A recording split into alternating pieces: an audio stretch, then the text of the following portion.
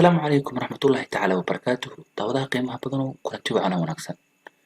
halka igala socoto waa ka free course oo koorsooyinka freega ah muuqaalkani maanta waxaan ku baran doonaa ritaanka qortada ka muuqdo iyo waxyaabaha ku taalo qaabka loo sameeyay maalmidkan hada qortada ka muuqda ayaana muuqaalkeena ku falanqeyn doonaa waxa arkaysay anigoo marar badan sameynaya balse qaabkan u sameeyay waxa dhici karta inaadan aqoonin muuqaalkan ayaan ku falanqeyn doonaa haddii ay tahay marka ugu horeyso waa soo boqotay Kabra free course waxaan kusoo gudbinaa halkan course-ka freega ah kusoo biir kana faa'iideyso uguna yeer asxaabtaada kuwa aad jeceshahay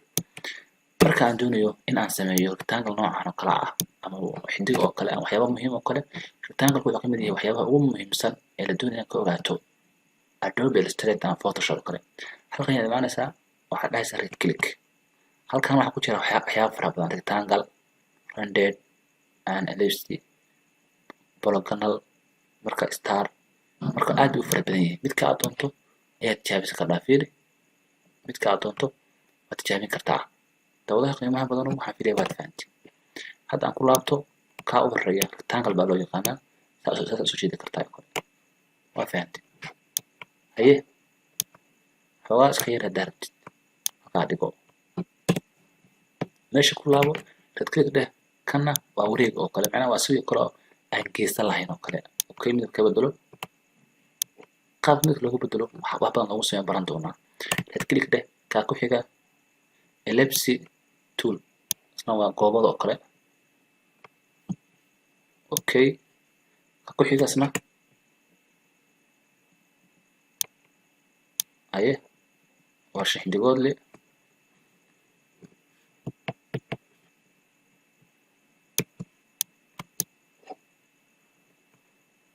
halkaas soo dhig waxaa ku xiga start waa shanta xidigood marka dawadaha qiimaha badan waxaa filayaa waad fahantay qaabkaas ayaa loo isticmaalaa kuwan ka dambeeyana ka dambeysa qaabkaas ayuu kana u shaqeeyaa marka waxaan filayaa dawadaha qiimaha badan qaabkaas ayaa loo isticmaalaa marka mid walba wax gooniya ayuu qabtaa waana baran doonaa insha Allah mid kasta wax lagu falo waana baran doonaa mid kasta waxa lagu falo wax uu qabto iyo faa'iidadiisa intaba haddaba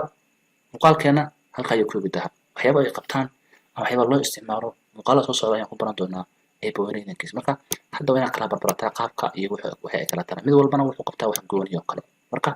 dawadaha qiimaha badan sidaas iyo